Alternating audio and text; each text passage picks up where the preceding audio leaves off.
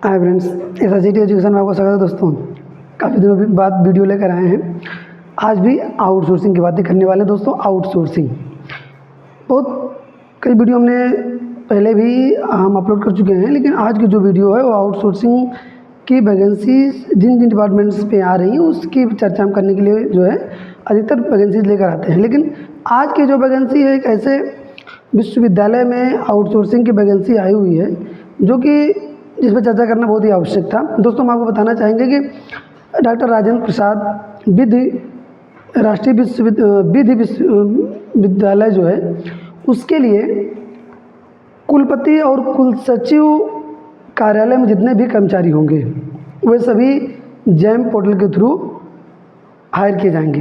यानी जितने भी कुल सचिव और कुलपति कार्यालय में जितने भी स्टाफ होंगे वे सभी जैम पोर्टल से उनको नियुक्ति की जाएगी।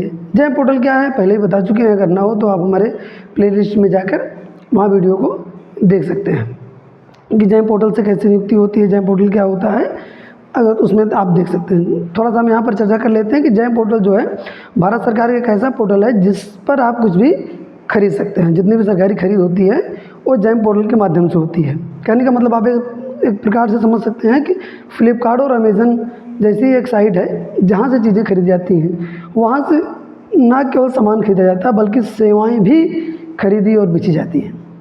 अब आप कहेंगे सेवाएं, जी हाँ, सेवाएं ही हैं।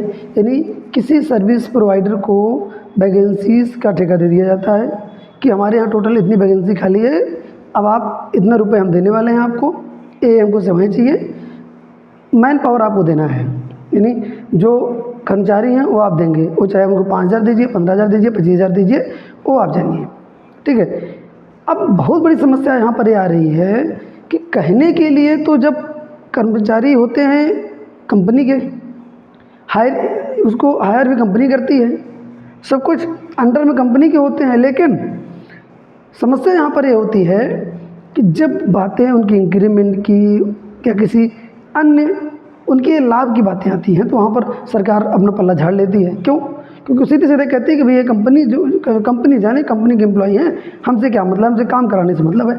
नियम कानून उनके लागू होते हैं, पूरे काम उनका करना रहेगा, सब कुछ उनका होगा, लेकिन अंत में जो है जब बात उनके इंक्रीमेंट से संबंधित या उनकी सैलरी से संबंधित या कुछ भी ऐसी बातें आती हैं या उनको निकालने से संबंधित, तो वहाँ पर कंपनी आ जाती है, थर्ड पार्टी कंपनी आ जाएगी। चूँकि जैम पोर्टल से नियुक्ति होनी है, 48 पोस्ट है टोटल, 48 पोस्ट उसमें हैं जिनकी जैम पोर्टल के थ्रू एजेंसी के माध्यम से नियुक्ति होगी। तो कहने का मतलब हो गया कि एक वैकेंसी और जैम पोर्टल के माध्यम से ठेकेदारी पर होगी।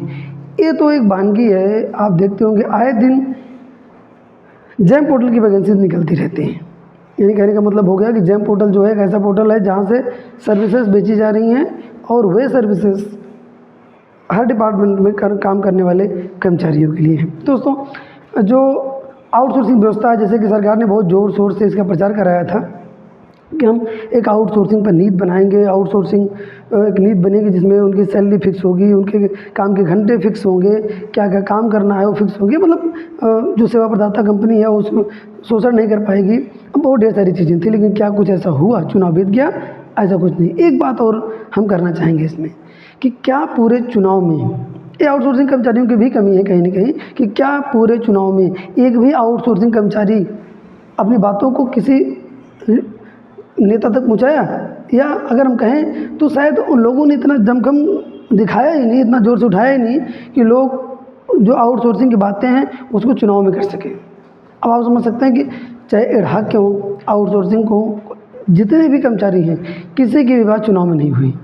क्यों नहीं हुई?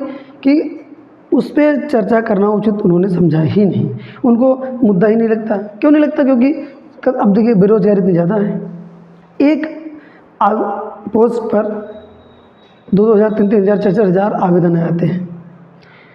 एलिजिबिलिटी मांगी जाती है हाई स्कूल, तो बीटेक वाले आवेदन करते हैं।